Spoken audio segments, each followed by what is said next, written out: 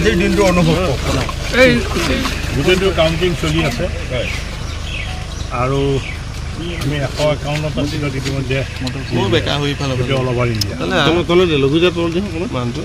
গতিকে 400 এবাৰ আমি 400তকৈ অধিক আসন আমি লাভ কৰি ভাৰতীয় জনতা পাৰ্টি আৰু তৃতীয়বাৰৰ বাবে নৰেন্দ্ৰ মোদী ডাঙৰীয়াই ভাৰতবৰ্ষ বনাব। আপোনাৰ সমষ্টিত কি হ'ব? কাউণ্টিং চলি আছে, অলপ পিছত গম পাব ফাৰ্ষ্ট ৰাউণ্ডটোত। আপোনাৰ প্ৰতিদ্বন্দ্বিতা কাৰ সৈতে হৈছে বুলি ভাবিছে?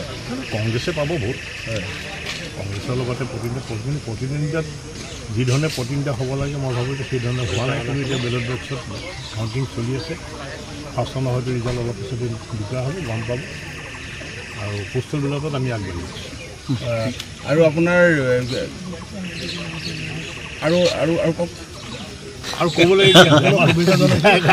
প্ৰত্যেকজন বিধায়কে নিজৰ নিজৰ এৰিয়াত তেওঁলোকে কাম কৰে আৰু গোটেই আমাৰ আজি কাউণ্টিঙৰ ইনচাৰ্জ হিচাপে আমাৰ প্ৰমোদ বৰঠাকুৰ ডাঙৰীয়াক আমাৰ বিশ্বনাথ জিলাৰ তেনেকৈ তেজপুৰতো দিয়া হৈছে, অচিত সিংহল, পদ্ম হাজৰিকা, কৃষ্ণকমল বাপুৰ, গণেশ সিংহু, যাবা